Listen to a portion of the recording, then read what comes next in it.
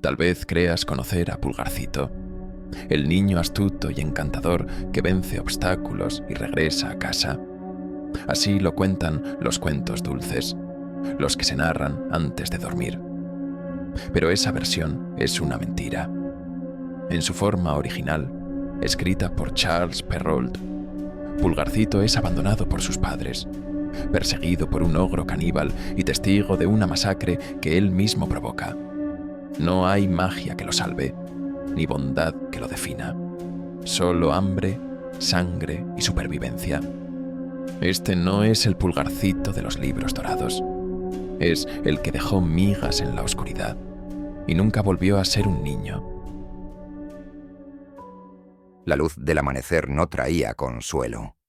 Era gris, enfermiza, como una vela agonizante que no lograba calentar el interior de la casa. Las paredes, ennegrecidas por años de hollín y humedad, parecían cerrarse sobre sí mismas. No había humo en la chimenea. No había olor a pan.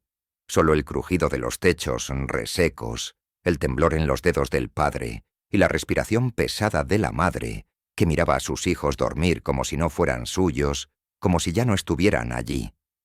Los 7 cuerpos diminutos estaban amontonados junto al hogar apagado, cubiertos con mantas finas que no abrigaban.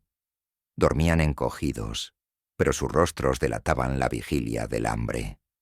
Nadie hablaba, nadie lloraba. Solo la madre, en un rincón, apretaba una cuchara vacía contra el pecho como si al hacerlo pudiera engañar al estómago vacío del mundo. El padre fue el primero en romper el silencio. Su voz sonaba seca, gastada, como si cada palabra le arrancara un pedazo de garganta. No habló de opciones, no habló de esperanza, habló de distancia, de llevarlos lejos, al bosque, al interior donde el viento no llega, y dejarlos allí, para que la tierra los tome antes de que el hambre los devore lentamente en casa.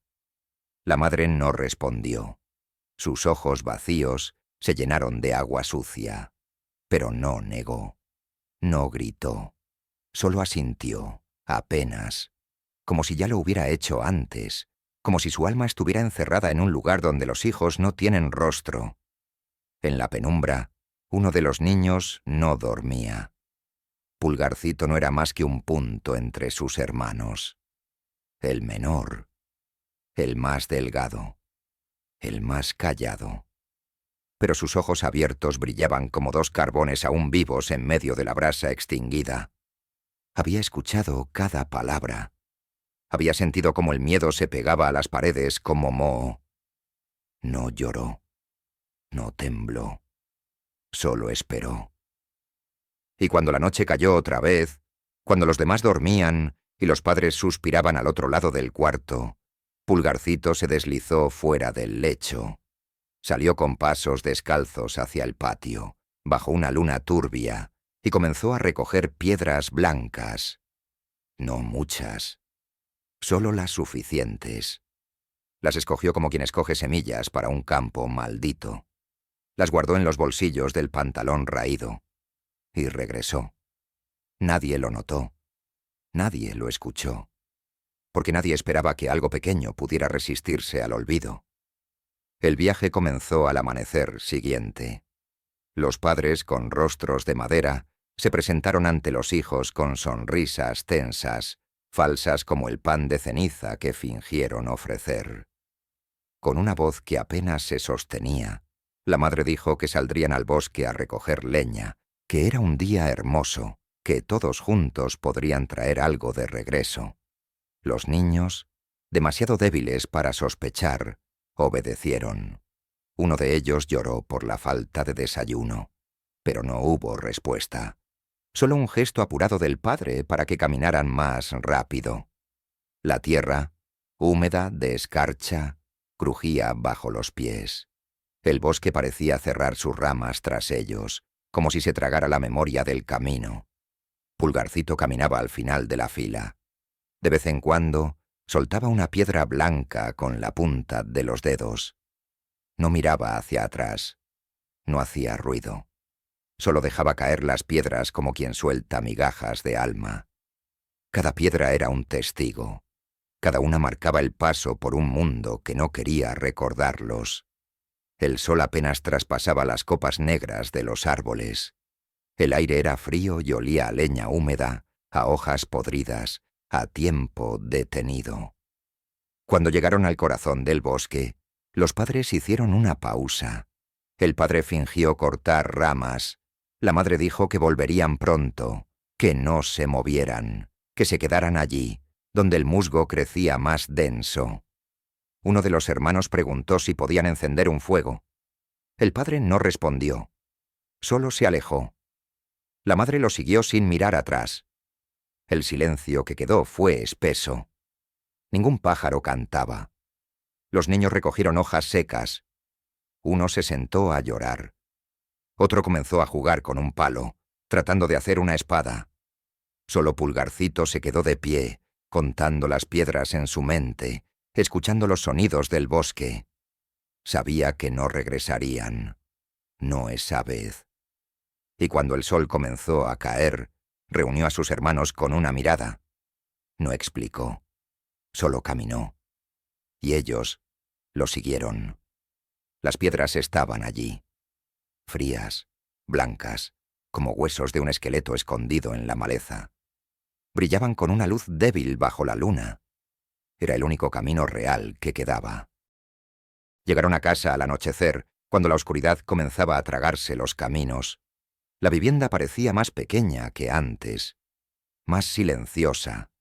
No salía humo por la chimenea. La puerta estaba cerrada, y nadie respondía al golpear. Los niños no sabían qué hacer. Uno se sentó. Otro se quedó mirando al cielo como si buscara un dios que nunca conoció. Pulgarcito fue el último en hablar. Tocó la puerta una vez más, y entonces, desde dentro, un sonido, una respiración, un cuerpo. La puerta se abrió lentamente, como si le costara soltar los cerrojos de la culpa. El padre estaba allí, la madre detrás. Sus ojos eran pozos. No dijeron nada. No preguntaron. La madre se desmayó sin un grito. El padre se apartó como si no pudiera soportar la vista de sus hijos. Nadie sonrió. Nadie corrió a abrazarlos. Pulgarcito, aún en la entrada, observó.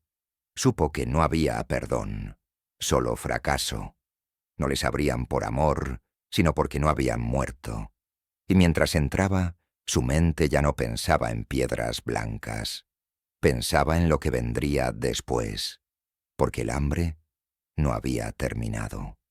Y la segunda vez, no habría piedras suficientes. La casa no cambió en los días que siguieron. No hubo milagros ni visitas. Nadie vino a ofrecer ayuda. Nadie preguntó por los niños que habían regresado de la muerte. Solo el silencio volvió a ocupar cada rincón. Y los rostros de los padres se endurecieron aún más, como si la vergüenza hubiera sido reemplazada por una resignación más fría. La madre caminaba con movimientos mecánicos, como si sus piernas no recordaran cómo detenerse. El padre miraba la nada, pero sus ojos parecían estar contando algo en su interior. Bocas, días, pesos. Cada comida que no llegaba era una sentencia silenciosa. Cada mirada cruzada entre ellos dos, un cálculo oscuro. Una mañana sin sol, la madre partió el último trozo de pan. Era tan pequeño que parecía una reliquia. Lo dividió en 7 pedazos irregulares que no llenaban ni la palma de la mano. Lo hizo sin mirar a nadie. Su rostro estaba seco. Ni rabia, ni tristeza. Solo agotamiento. Cuando le tocó el turno a Pulgarcito, él no comió. Fingió hacerlo. Luego, escondido, fue desmigando el trozo con la delicadeza de quien guarda amuletos para una guerra. Las migas eran blandas, casi húmedas. Se deshacían entre los dedos como recuerdos. Las colocó con cuidado dentro del bolsillo raído. Ya no habría piedras, pero aún podía dejar un rastro. No hubo promesas esta vez. Solo la orden. El padre no inventó una excusa. No habló de leña, ni de ayuda, ni de bondad. Dijo, «Vamos». con una voz que ya no buscaba parecer humana. La madre no los miró. Ni siquiera se asomó a la puerta. Y los niños, obedientes, sin preguntas, siguieron al padre al bosque. No porque confiaran, sino porque el hambre ya no dejaba espacio para pensar. El bosque era el mismo, pero no del todo. Parecía más denso, más bajo, como si hubiera crecido hacia adentro. Los árboles eran más gruesos. Las raíces sobresalían como venas de un cuerpo enterrado. El cielo, invisible entre las copas oscuras, dejaba caer una luz enfermiza que no calentaba. Y el silencio era aún más espeso que la vez anterior. Pulgarcito al final de la fila soltaba migas cada tanto. Con dedos helados iba dejando su ruta invisible, una línea rota de esperanza entre el barro, las hojas muertas y los ojos del bosque. Pero no estaba solo. Desde que salieron, las aves los seguían. Eran negras, no por el color de sus plumas, sino por la forma en que se movían. No cantaban, no graznaban, solo observaban. En los árboles, en los arbustos, sobre las piedras. Sus ojos no parpadeaban. A cada paso que daban, una más aparecía. Pulgarcito las vio desde el inicio, pero no dijo nada. No por valentía, sino porque comprendía que esa vez el enemigo no era la traición de los padres, era el bosque mismo. Los padres se detuvieron al mediodía. El padre dijo que esperaran, que no se movieran, que regresaría. No hubo dramatismo, no hubo teatro. Solo una frase vacía y pasos que se alejaron. Nadie creyó en su regreso. Nadie lloró. Nadie preguntó por qué. Solo quedaron allí, en un claro donde la luz no llegaba del todo, rodeados por un susurro constante que no era viento. Uno de los hermanos tenía fiebre.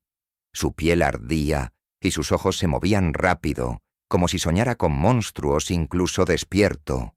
Otro murmuraba nombres. Los más pequeños dormían sentados, con la cabeza caída hacia un costado, demasiado débiles para llorar. Pulgarcito caminó en círculos, miraba al suelo. Las migas habían desaparecido. Todas, una a una. Las aves las habían seguido, robado, devorado. El camino se había borrado antes de que la tarde cayera. Solo quedaban marcas de patas, marcas que formaban círculos en el barro, como si se rieran de él, como si supieran que todo había terminado. El bosque comenzó a cambiar. Los árboles se acercaban entre sí. Las sombras se volvían más largas, como brazos que se estiraban para tocar a los niños. El aire ya no olía a humedad. Olía a encierro y a otra cosa. Algo más viejo, algo que no tiene nombre. Era la sensación de estar dentro de algo que respira lento, que espera. Y cuando el sol cayó por completo, ya no había orientación, ni rastro, ni palabras. Pasaron la noche juntos, amontonados, respirando con dificultad. Nadie durmió, pero nadie habló. A lo lejos algo crujía, tal vez ramas, tal vez huesos. El bosque se movía, respiraba. Uno de los hermanos deliraba, decía que la tierra tenía ojos. Otro repetía el nombre de su madre como si fuera una plegaria inútil. Pulgarcito no decía nada. Pensaba. Recordaba las piedras. Recordaba la puerta cerrada. Recordaba la mirada del padre al decir, vamos. Recordaba el silencio de la madre. Sabía que estaban solos. Sabía que no los buscarían. Sabía que no importaban. Al amanecer, el bosque seguía oscuro, como si se negara a dejar entrar la luz. El hambre ya no era un vacío. Era un aguijón, un ardor en las entrañas.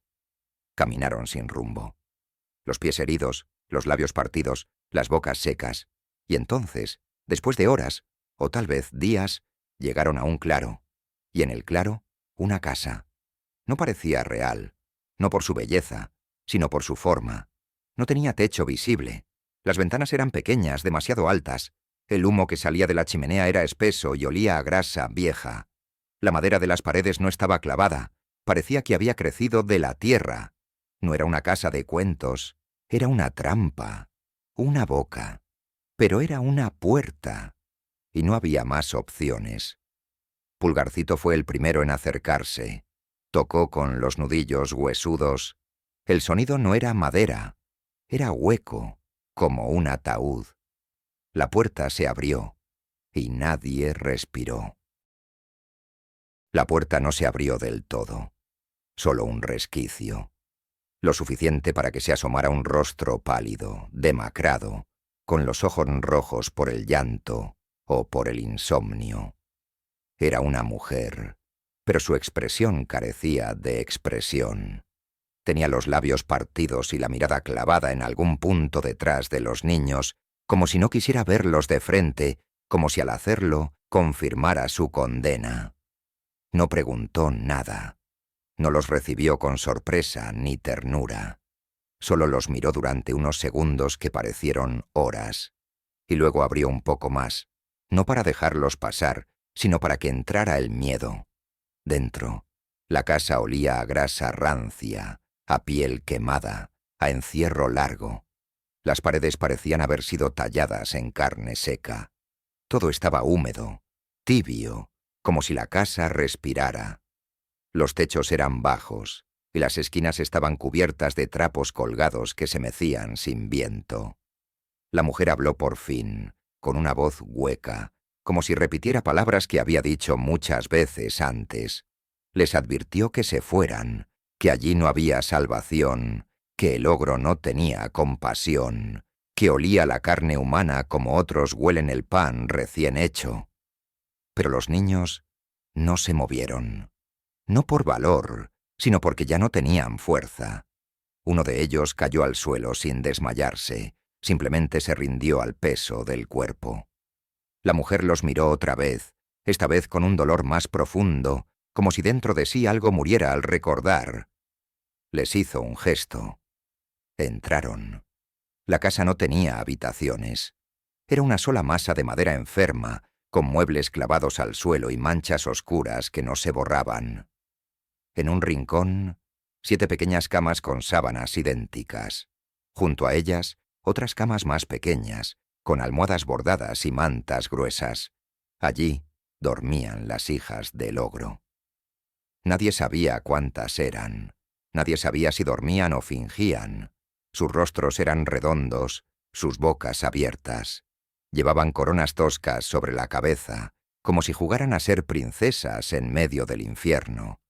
Pero dormían profundamente, con una quietud que dolía. A cada niño le fue asignada una cama, no por hospitalidad, por costumbre. La mujer les dio gorros de tela para que se cubrieran. Eran grises, gastados, idénticos a los que llevaban las hijas del ogro. Pulgarcito, el último en acostarse, no cerró los ojos, y entonces se escucharon los pasos. El ogro no entró. Invadió. Su presencia llegó antes que su cuerpo. La sombra que proyectó en la pared era desproporcionada, temblorosa, imposible. Luego vinieron los ruidos, el crujido de los tablones, el golpeteo rítmico de algo metálico colgando de su cintura. Su cabeza era grande, demasiado para el cuello.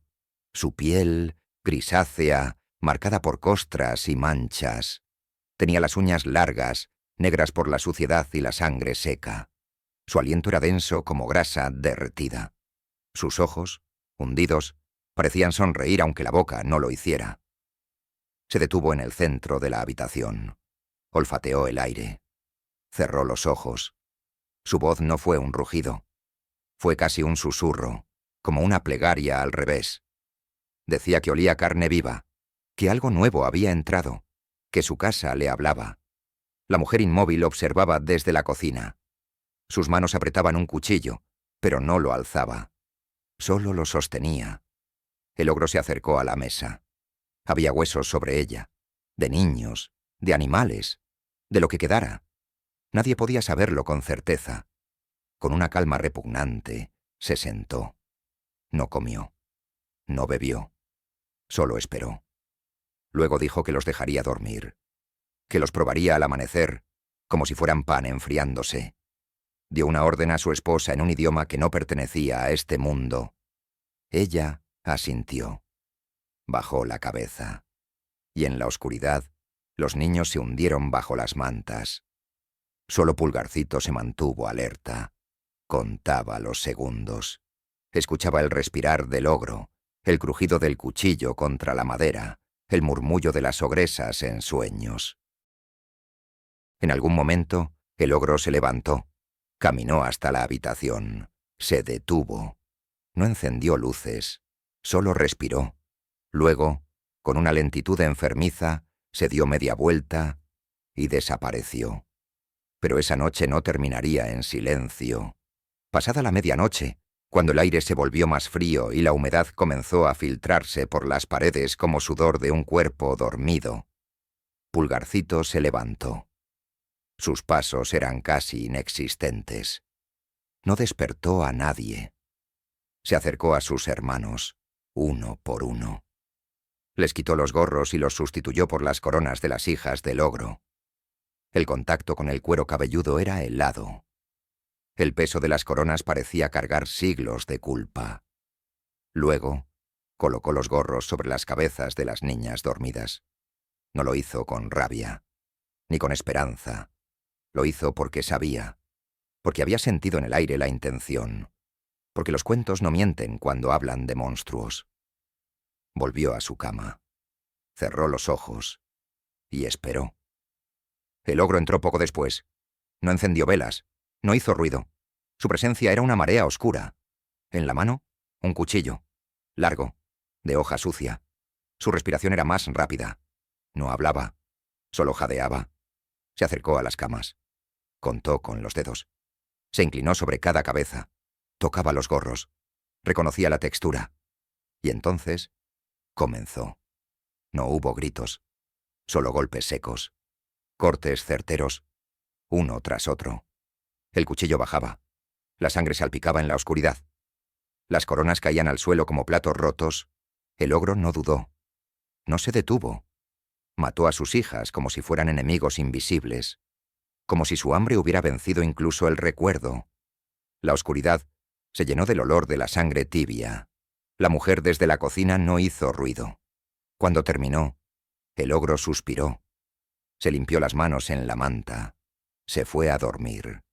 Los niños no se movieron, ni respiraron. Pulgarcito, con los ojos cerrados, sabía que había vencido. Pero también sabía lo que había perdido. La inocencia no regresa cuando uno aprende a engañar a la muerte.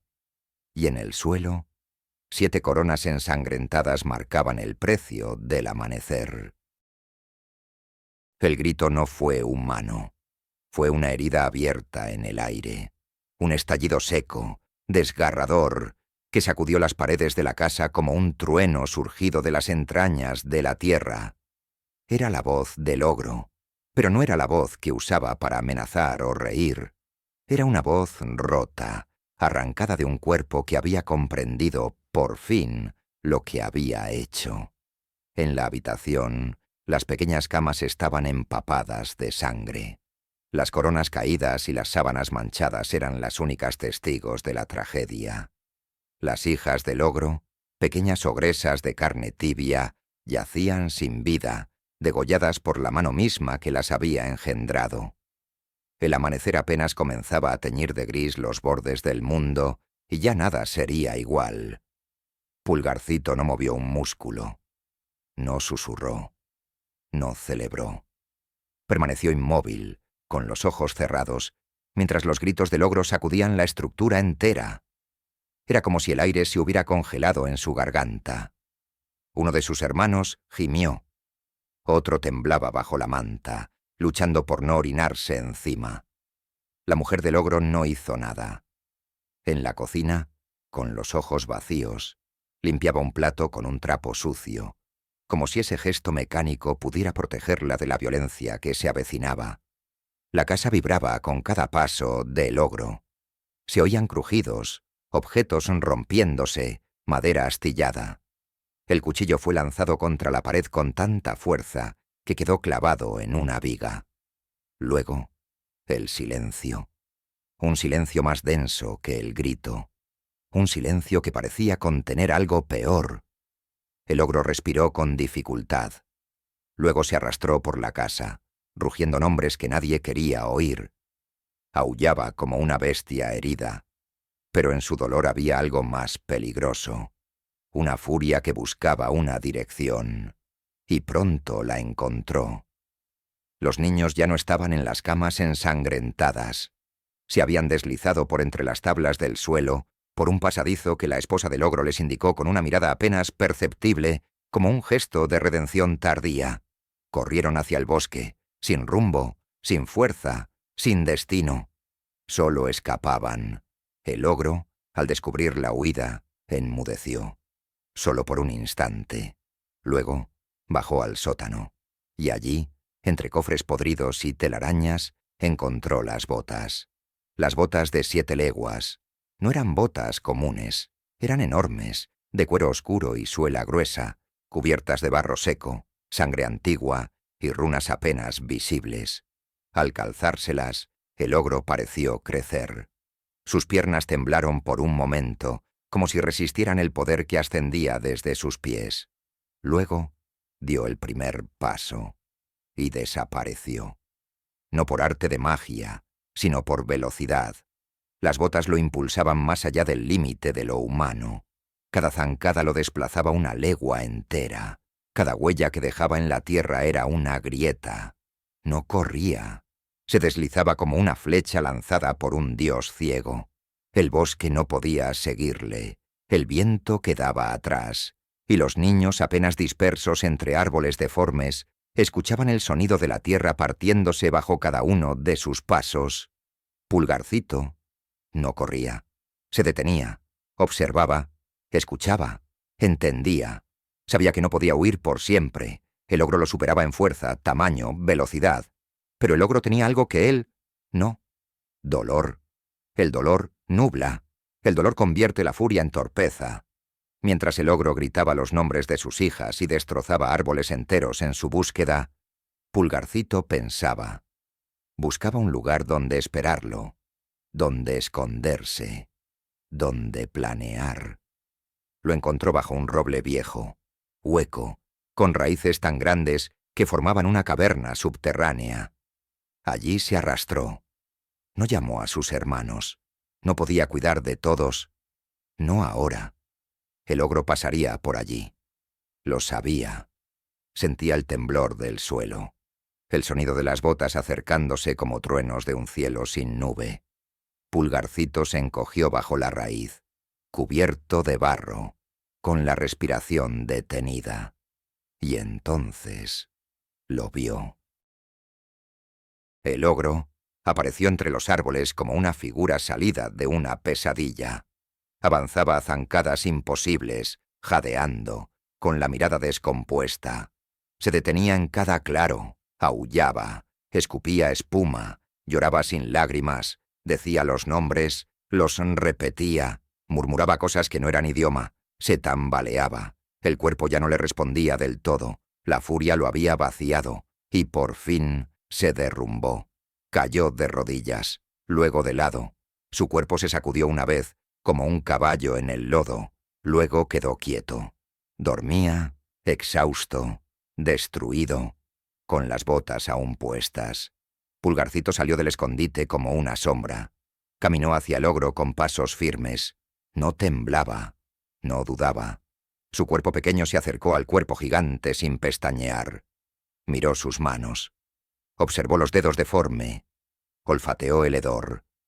El ogro respiraba profundamente, sumido en un sueño sucio, poblado de voces que ya no podía silenciar.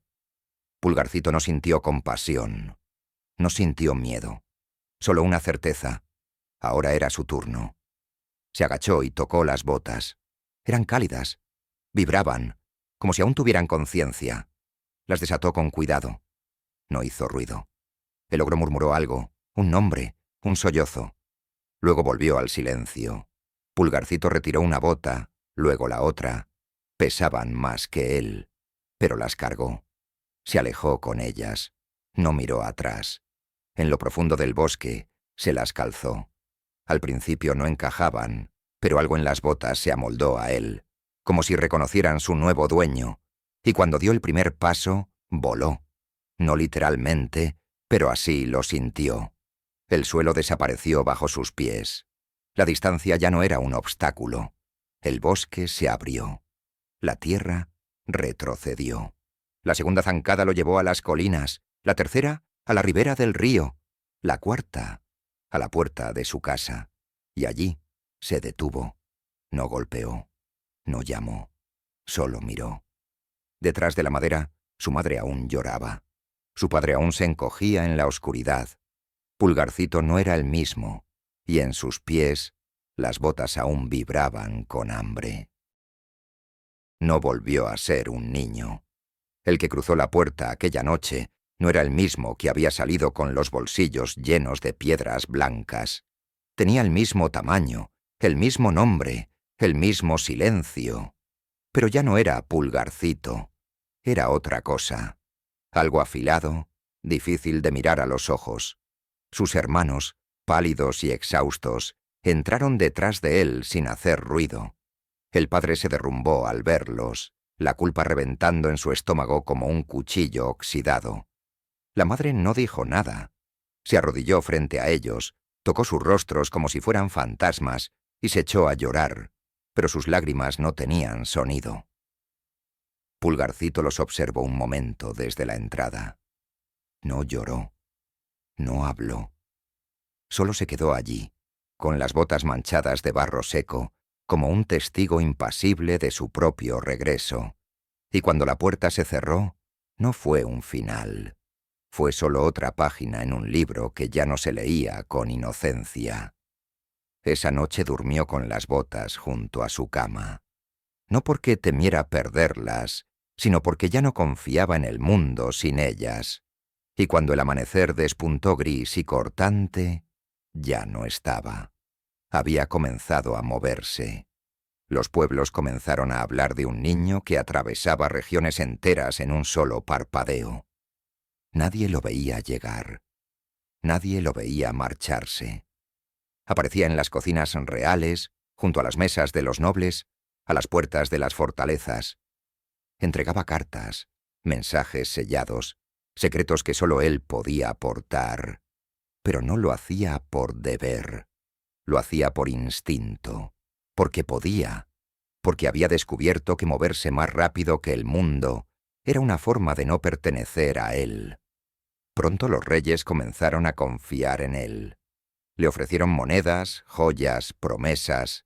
Él no pedía nada, pero tomaba. En los pasillos de los castillos, su sombra se deslizaba entre armaduras, baúles y bibliotecas. En una hora podía estar en 3 países distintos. En una tarde, cruzar más distancia de la que un hombre recorre en toda su vida. Se convirtió en leyenda, un recurso, un espía, un ladrón, no por maldad, por costumbre. No regresó a casa, no abrazó a sus hermanos, no buscó a sus padres.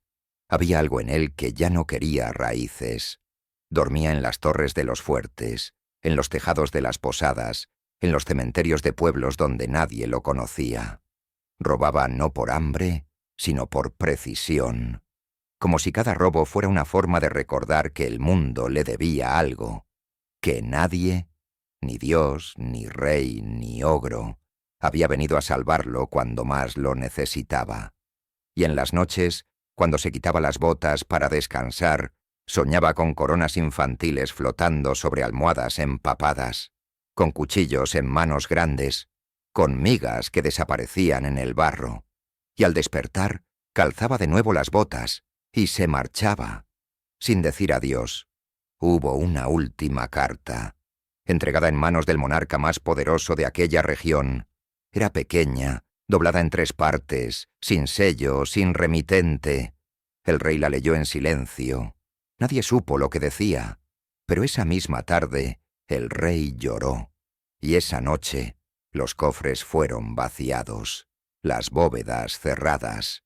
Nadie volvió a ver al niño de las botas. Algunos decían que había muerto en medio de una tormenta, que las botas lo habían llevado demasiado lejos, más allá del mapa, más allá del borde del mundo. Otros decían que se había escondido en alguna cueva, que había enterrado las botas y se había convertido en ermitaño, esperando que nadie lo encontrara jamás. Otros más aseguraban que lo habían visto en la capital, en la cima de una torre, hablando con los cuervos, que seguía corriendo, pero ya no por dinero, ni por poder. Corría porque no podía detenerse. Días después, las botas fueron halladas en la entrada de una tumba sin nombre. Estaban limpias, perfectamente alineadas. A su lado, una piedra blanca. Brillaba, aunque no había luna. Y desde entonces, en los castillos vacíos, en los corredores donde el frío entra sin permiso, algunos aseguran que oyen pasos que no pertenecen a nadie, que atraviesan los salones en silencio, que no se detienen, que no dejan rastro. Solo un eco de cuero viejo, y un niño que por salvarse se convirtió en distancia.